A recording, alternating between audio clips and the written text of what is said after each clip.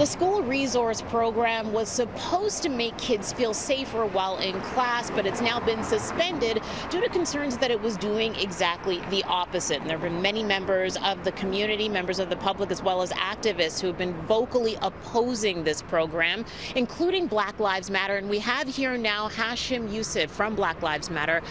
First of all, tell us, there may be some people out there who are confused, thinking, why would you be afraid of a police officer in schools? If you're not doing anything wrong, you shouldn't be upset. What would you say to them? Even if you're not doing anything wrong, there still is systemic racism within the police services.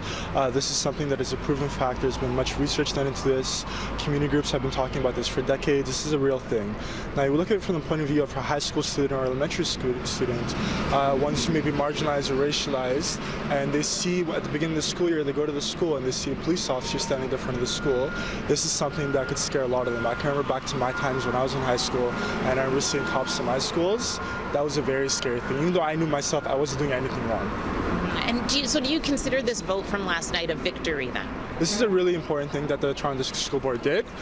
This review that they're going to be doing is going to be very well because it's going to focus on the views of the students.